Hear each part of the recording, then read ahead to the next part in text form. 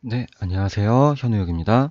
네, 오늘은 2013학년도 모의 논술 시험 성균관대학교 문제를 같이 풀어볼 겁니다.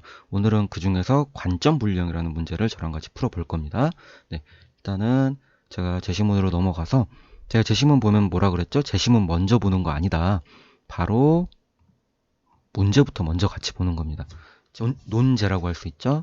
그래서 논제를 보면 제시문 1에서 6은 각각 범죄 발생 원인에 대한 키워드죠. 범죄 발생 원인에 대한 견해를 담고 있는데 이 제시문들을 상반된 두 입장으로 분류하고 그 입장들을 요약하시오.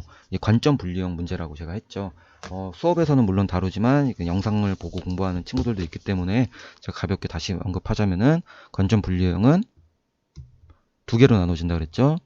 분류를 하고 요약을 하는 겁니다. 분류해서 분류 작업이 들어가고 그 다음에 각 입장의 요지, 그 다음에 요약은 두 입장을 기준으로 할 때입니다. 대부분 두 입장입니다. 두 입장, A 입장, B 입장에 대해서 쓰는 겁니다. 분류 작업에서 한 번 더 언급하면은 분류 기준 플러스 범주화입니다. 분류 기준에 범주화를 추가하는 겁니다. 예를 들면은 여기서 뭐 1, 2, 3은 뭐 4, 5, 6과 나눠진다. 근데 어떻게 나눠지냐? 여기서 전자는 A 입장으로 어떻게 나눠지고 후자는 B 입장으로 나눠진다. 이런 식으로 쓰시는 거예요. 그래서 A 입장에 대해서 예를 들면 1, 2, 3 제시문을 묶었으면 그 다음에 여기서는 4, 5, 6 제시문을 묶었다. 그러면 각각에 대해서 두 문장, 두 문장, 두 문장, 두 문장, 두 문장, 두 문장 쓰는 겁니다. 제가 문자 개수까지 지금 정해준 거예요. 이 문제는 관점 분류형은 어려운 문제가 아니에요. 그렇기 때문에 연세대학교는 그냥 나오지 않는다고 생각하셔도 돼요. 하지만 연세대학교를 제외하고 그 외에 다른 뭐 서강대, 성균관대, 뭐 경희대, 뭐 중앙대, 시립대 뭐 다 어디든 어느 대학교든 나올 수 있는 문제이기 때문에 유념하셔야 돼요. 여기까지 완벽하게 하셔야 됩니다. 그리고 이렇게 썼을 때 문단 구조가 어떻게 되냐.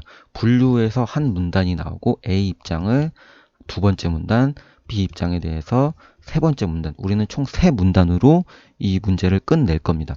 그리고 제가 말씀드렸다시피 여기 분류 작업에서 분류 작업이 한 문장이 나오고 각 입장의 요지가 한 문장이 나옵니다. 그럼 여기에 백자가 나오겠죠?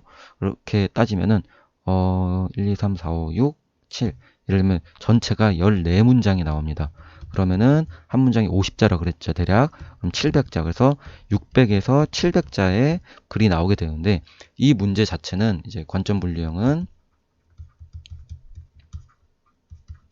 이 이상의 문제가 나오지 않아요. 제가 말씀드릴게요. 여기까지만 쓰시는 겁니다. 700자 이상이 나오지가 않고 나올 수 없는 문제고요. 분량 구조가 부족하고 그다음에 변별력 자체가 좀 떨어집니다. 그래서 이 문제는 제가 알려드린 이 세 문단으로 그냥 끝내시는 거예요. 다시 말할게요. 이 이상도 이 이하도 없습니다. 이 문제는 딱 이렇게만 쓰고 시험장에서 나오시는 겁니다. 아시겠죠? 그 다음에 하나 더 제일 중요한 거는 이 문제는 사실상 객관식 문제예요. 객관식 문제가 뭐냐? 이 분류 기준 범주화인데 1, 2, 3, 4, 5 이게 예를 들면 정답이다. 근데 예를 들면 2, 3, 4, 뭐 1, 5, 6 이렇게 나눴다. 틀렸다는 거예요. 이건 그냥 틀린 거예요. 답이 없어요. 이거는 그냥 틀려버린 거기 때문에 뭐 냉정하게 얘기해서 합격이랑 아주 거리가 멀어집니다. 우리가 그렇죠. 뭐 내용이 조금 뭐 다르거나 뭐 해석이 좀 다를 수가 있나라고 생각하는 수준이 아니라 그냥 대놓고 틀린 거예요. 그래서 이 문제가 많이 안 내는 이유 중에 하나가 물론 뭐 변별력이 좀 부족해요. 뭐 객관식이기 때문에 그냥 딱딱 맞고 슥슥슥 넘어가면 돼요. 하나라도 틀리면 틀린 거라고 채점하고 넘어가면 됩니다. 그렇기 때문에 학생의 뭐 다면적 사고 방식을 평가할 수 없기 때문에 조금 그래서 대학교들이 내는 학교가 있고 안 내는 학교가 있고 특히 연대는 안 내는 겁니다. 근데 여기서 가장 중요한 건 뭐라고요? 이걸 맞추셔야 돼요. 대놓고 이거는 객관식이기 때문에 반드시 맞추셔야 됩니다. 이것만 염두에 두시고 이제 푸시면 될 것 같습니다. 그래서 일단은 제시문을 다 읽어왔다는 전제하에 제가 같이 어떻게 하는지 풀어 드릴 거예요. 지우고 같이 시작해 볼게요. 자, 우리가 범죄 발생 원인이죠. 키워드 갖고 문제 읽는다는 거 말씀드렸어요. 이거를 포인트를 잡고 1, 2, 3 해서 6까지 같이 읽는 거예요. 그래서 같이 한번 읽어볼게요. 물론 같이 읽어왔다는 전제하에 빠르게 한번 같이 보도록 할게요. 누가 범죄를 저지르는가? 제시문 1에서 누가 범죄를 저지르는가? 그래서 쭉쭉 오실게요. 쭉쭉 오면은 낙인 찍힌 아이가 나중에 더 큰 범죄를 저지르게 되는지 이해할 수 있다. 쭉쭉 올게요. 그래서 사소한 일탈이고 일탈로 그래서 낙인을 찍힌대요. 그 아이는 쭉 올게요. 낙인으로. 그래서 2차적 일탈 쭉 줘서 낙인은 아이들은 계속 주의의 기대 낙인이죠. 주의로부터 낙인을 찍히는 거죠. 그래서 또 낙인. 그 다음에 쭉쭉 올게요. 부정적 자아가 형성되고 또 낙인. 그래서 즉 범죄자로 낙인 찍히면 그래 나는 범죄자라고는 자아가 형성되고 그래서 지속적으로 범죄를 저지르는 것이다. 여기서 제가 키워드 말했죠. 2회 이상 나오면은 키워드입니다. 그거는. 네. 계속 나오고 있어요. 우리가 낙인, 낙인, 낙인, 낙인, 낙인. 그래서 범죄 발생 원인은 뭐라고요? 사회적 낙인이다. 이게 제시문 1에서 파악할 수 있는 겁니다. 제시문 2 볼게요. 이해 못할 수 있어요. 왜냐하면 원초와 뭐 자아, 초자 이거 이제 철학 용어니까 잘 모를 수 있는데 그냥 괜찮아요. 쭉 오다가 우리가 하나를 반드시 짚고 넘어가야 되는 표현이 보다 구체적으로 보자면 학문계의 즉각적인 욕구 충족을 지원하는 능력과 현실 원칙에 따라 행동하는 능력을 제대로 터득하지 못한 사람들이 주로 범죄를 저지르게 된다. 범죄의 발생 원인이 뭐라고요? 능력이래요. 근데 이 능력 누가 가지고 있죠? 개인이 가지고 있죠. 개인적 능력에 의해서 범죄의 발생 원인이 형성된다는 겁니다. 위에는 뭐였죠? 사회적 낙인이었죠. 어떤 느낌이 슬슬 올 거예요. 느낌 안 올 수 있어요. 그 다음으로 넘어가 볼게요. 제시문 3번 두개골, 턱의 크기와 팔 길이와 같은 범죄자들의 외모와 신체적 특징을 연구해서 그런 사람들이 범죄를 저지른다고 주장하는 사람들도 있었다. 외모와 신체적 특징 뭐예요? 개인적 특징입니다. 특히 뭐죠? 다음 제시문 넘어가 볼게요. 다음 제시문 보면은 제시문 4번. 범죄 발생 원인을 분석하는 데서 가장 중요하게 고려되어야 할 사항은 범죄자로 가담한다는 것인데, 자, 같이 볼게요.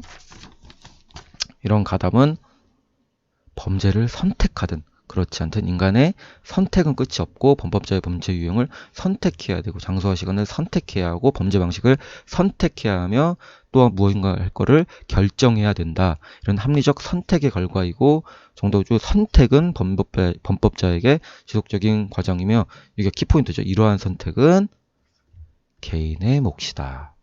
뭐라고요? 범죄의 발생 원인이 누구라고요?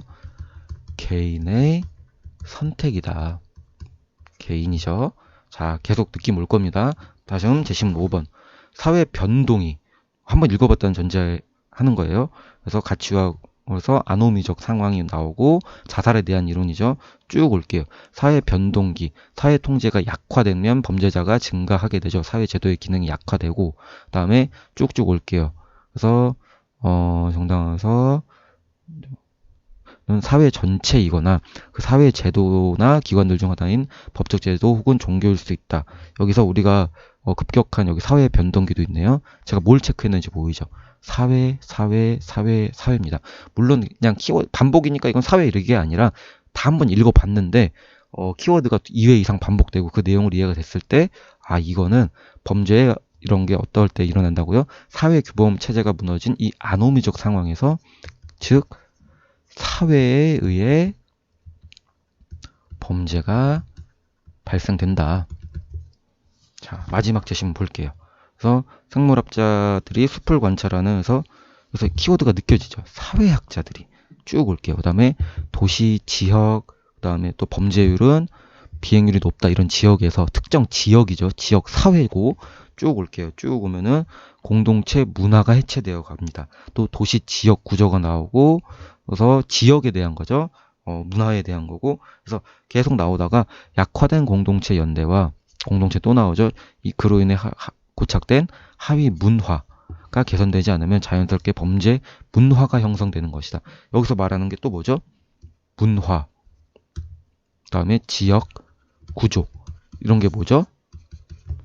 사회조, 즉 범죄 발생 원인이 뭐라고요? 사회에 의해서 형성된다는 겁니다. 이 포인트를 갖고 읽으시는 거예요. 우리가 아무 구조 없이 읽는 게 아니라 이미 키워드를 줬습니다. 여기에 맞춰서 읽으라고 한 거예요. 그렇게 되니까 이제는 완벽하게 보이기 시작합니다. 어떻게 보이냐?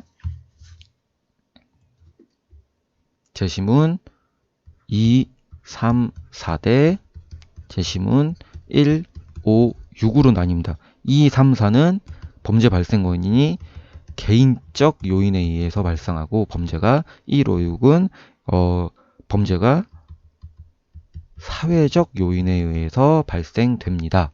요거를 우리가 파악하셨어야 돼요. 요거는 뭐라고요? 객관식이에요. 절대 틀리면 안 된다. 요거를 파악하셔야 돼요. 그리고 여기에 맞게 아까 제가 말한 세 문단에 각각의 범주화하고 각각에 대해서 요약을 하시면 이 문제는 끝이 나게 됩니다. 네. 일단은 이렇게 이 문제가 어떤 식으로 답안을 써야 되고 객관식적으로 절대 틀리면 안 되는 분류 기준에 있어서 나눠지는지, 그 다음에 제가 어떻게 지금 제시문 분석했는지 이 정도 파악하시면 여러분들이 이 문제 공부하는데 네, 큰 도움이 될 겁니다. 네, 오늘은 여기까지 하도록 하겠습니다. 네, 감사합니다. 수고하셨습니다.